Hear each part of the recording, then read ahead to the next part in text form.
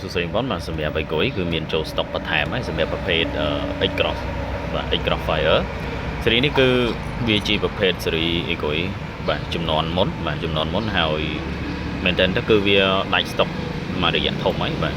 តែឥឡូវគឺយើងមានចូល stock មកបន្ថែមវិញហើយតើតើជាមួយនឹងសលេងរបស់វាគឺចេញល្អបាទចេញច្រោះសលេងបានស្អាតបាទកងដងរបស់វាគឺ2គ្រាប់បាទវាជាប់មកស្រាប់ប្រភេទនេះគឺច្រោះសលេងបានល្អបង3.3 100 វ៉ុលចឹងសម្រាប់ម៉ូដែលត្រូវការប្រភេទគួយចេញសលេងបាទក្រកស្អាតបាទចេះល្អបាទតាក់ទងបាទស៊េរីនេះគឺតម្លៃសមរម្យទេតម្លៃវាអត់ថ្លៃទេបាទដូចតែពណ៌សដែរទេស៊េរីពណ៌សពណ៌ខ្មៅប៉ុន្តែសម្រាប់ម៉ូតមួយនេះគឺវាកំណត់វាលើស៊េរីនោះមិនតិចដែរបាទ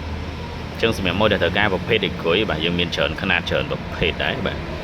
ហើយសលេងវាក៏បាទមានកម្រិតតាមនឹងដែរ